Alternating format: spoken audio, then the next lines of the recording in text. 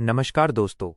सावन का महीना आते ही देश भर में भगवान शिव की भक्ति का रंग दिखाई देने लगता है। हर तरफ बोल बम, हर हर महादेव के जयकारे सुनाई देते हैं। सड़कों पर भगवा वस्त्र पहने कांवड़िए नजर आते हैं। कोई पैदल चल रहा होता है तो कोई कांवड़ लेकर अपने साथियों के साथ बाबा धाम की ओर बढ़ता दिखाई देता है। लेकिन क्या आपने कभी सोचा है कि सावन में भोलेनाथ की यह जल यात्रा आखिर कहाँ कहाँ से निकलती है और भक्त पवित्र जल लेकर किन किन शिवधामों तक जाते हैं? तो आइए जानते हैं। सुल्तानगंज से बाबा बैद्यनाथ धाम बिहार की सबसे प्रसिद्ध कांवड़ यात्राओं में से एक है।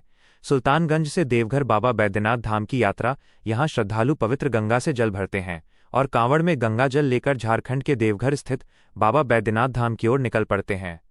लगभग 100 किलोमीटर से अधिक की इस यात्रा में कांवड़िए पैदल चलते हुए लगातार बोलबम का जयघोष करते हैं। कई श्रद्धालु कठिन यात्रा के बावजूद अपनी आस्था बनाए रखते हैं।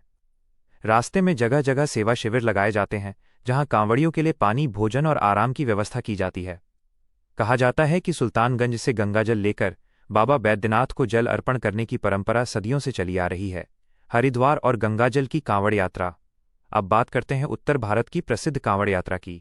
हरिद्वार से भी सावन के महीने में लाखों श्रद्धालु गंगाजल लेकर अपने अपने क्षेत्र के शिव मंदिरों की ओर निकलते हैं। कांवड़िए गंगा से जल भरते हैं और फिर पैदल यात्रा करते हुए अपने निर्धारित शिव मंदिर तक पहुंचते हैं। हरिद्वार से निकलने वाली कांवड़ यात्रा का सबसे बड़ा आकर्षण इसका विशाल जनसमूह और चारों तरफ सुनाई देने वाला बोल बम का जयघोष है। गौमुख और गंगोत्री से भी जल लाते हैं कुछ श्रद्धालु इससे भी कठिन यात्रा करते हुए गंगोत्री और गौमुख जैसे हिमालयी क्षेत्रों से गंगाजल लाने की परंपरा निभाते हैं। इन स्थानों से जल लाकर श्रद्धालु भगवान शिव को अर्पित करते हैं।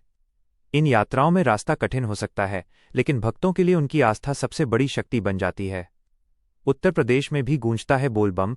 उत्तर प्रदेश के कई क्षेत्रों में भी सावन के दौरान कांवड़ यात्रा का अद्भुत नज़ारा देखने को मिलता है। श्रद्धालु गंगा से जल लेकर अपने आसपास के प्रसिद्ध शिव मंदिरों में जलाभिषेक करने जाते हैं।